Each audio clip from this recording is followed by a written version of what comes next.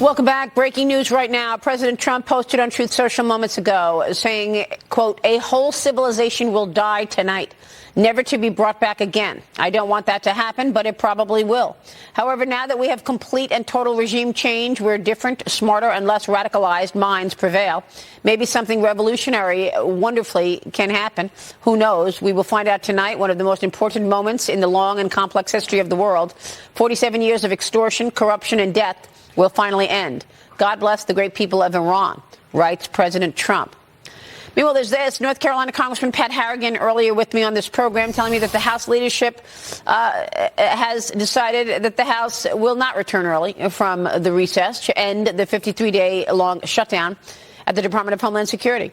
Republicans are now planning to use budget reconciliation to fund immigration enforcement without support from Democrats.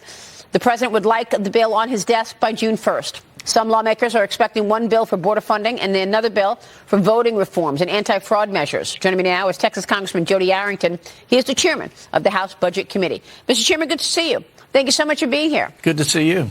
You bet. So good to be with you. Let's talk about all of this. What are your expectations in terms of the budget after seeing the president's request for 2027 and a $1.5 trillion defense outlay? I expect that we continue to do what we've done since Republicans have been in control of the House, bring down the wasteful spending and the bloated bureaucracy, but make investments in defense, which is the most important job of the federal government, and to continue to bend the curve on mandatory spending in the long run and promote growth. Every 1% of GDP over the 10-year budget window is $3 trillion in deficit reduction. So that's the trajectory Republicans have put this country on, which puts us on a more sustainable path than we're currently on. Then we have to pivot today and deal with the recalcitrance of Democrats who are continuing to hold the American people and our Homeland Security hostage over their ridiculous and dangerous demands to effectively defund ICE and Border Patrol. So let's dispense with the filibuster. Let's use budget reconciliation, give us the simple majority in the Senate, and let's be the adults in the room and get back to governance, especially in this critical time of conflict with Iran. So how much of the president's budget do you think are real policy priorities, and how much do you believe are some of his negotiating postures? Well, the president is the chief of negotiations, and I think he's not going to start with the end result. I think he's really giving a picture of how we need to fund the current operations. Probably will need to supplement the military operations today, but he's also looking into the future and making sure we have the strongest, most capable, most modernized military for future readiness and warfare. Yeah. So that number is a big number, Maria. We're not going to get Democrats to support us in regular order through appropriations. Those monies are going to have to be secured through reconciliation, the all-Republican exercise. Right. And I suspect that many fiscal hawks like myself would say we ought to support the president's war on fraud as a way to pay for this important capital investment in future warfare. Yeah, that's a great point, because there's probably a lot of low-hanging fruit there when it comes to fraud. I thought it was interesting that just after Artemis II sort of rekindled all of our interest in space and the moon, the biggest cut here was the $5.6 billion from NASA, a 23% reduction there. But look, the money's got to come from somewhere. And I want to get your take on whether or not we're seeing a depletion in terms of our stockpiles with regard to weapons. This morning, Reuters is reporting that the IRGC is threatening neighboring Gulf countries, saying that it's going to target U.S. infrastructure. It's threatening to disrupt regional oil and gas supplies for years. Also, Fox News can confirm that the U.S. hit dozens of military targets on Carg Island overnight. They hit bunkers, a radar station, an ammo depot, several of them. A U.S. official telling Fox, quote, "This is a message to the Iranians." It comes as the president has reasserted his deadline of 8 p.m. Eastern tonight for Tehran to reopen the Strait of Hormuz or face the consequences, and those consequences being destruction of all of its bridges and power plants, Mr. Chairman. What is your assessment of this war and its impact on our stockpiles and its impact on markets like oil. Okay, well, I think the president, thank God we have a commander-in-chief that is not full of empty rhetoric, because we've delayed this inevitability for 50 years.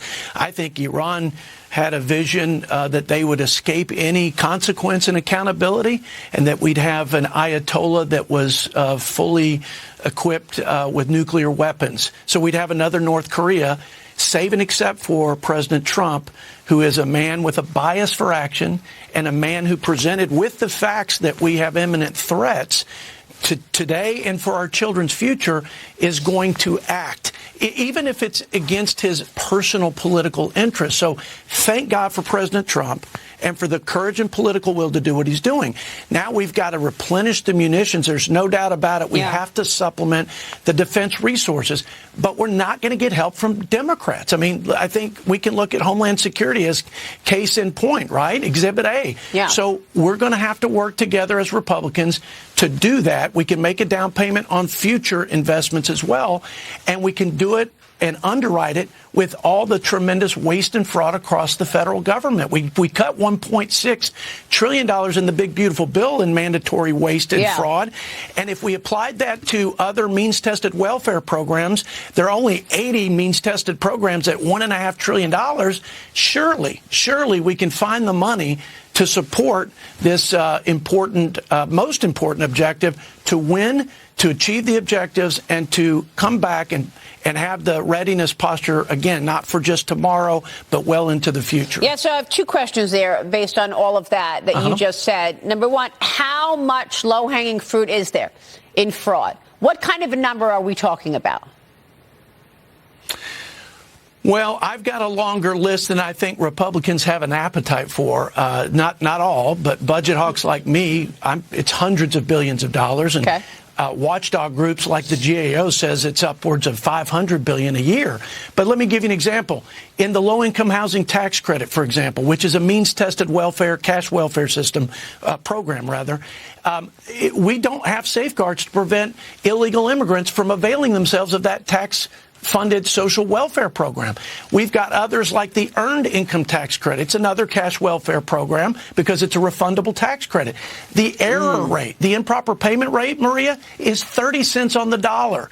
And I could go through a litany of programs like that, and they stretch across the entire federal apparatus, which I think is no surprise to taxpayers in West Texas and probably throughout the nation. Absolutely. We can do this. All right. On reconciliation, Congressman, real quick before you go, what do you want to see in there? So if you've got to have funding for ICE and CBP, you've got this potential $200 billion defense supplemental.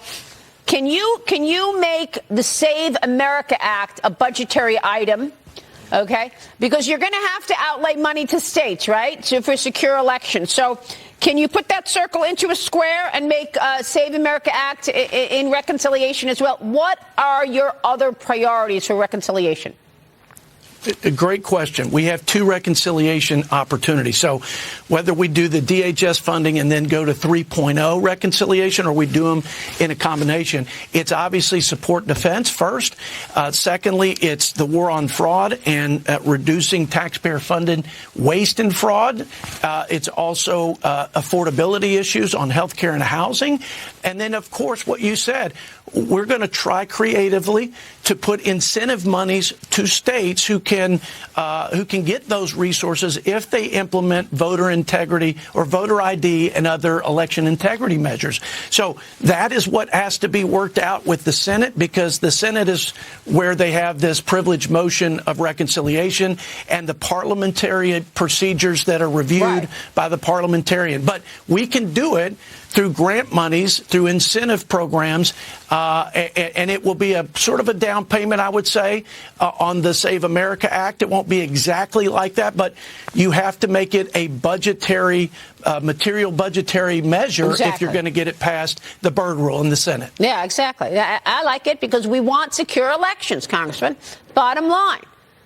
And we're going 100%. Into the midterm elections, and we'd like to see that in place before the midterm elections. Do you agree? We need secure elections, Liz P. Yeah, and I think voters are demanding that, too. I think they expect the GOP to deliver on this. Mr. Chairman, good to see you, sir. Thank you. We'll be watching your work, as always. You too. All right, Jody Arrington. Thank y'all. God bless. We'll be right back.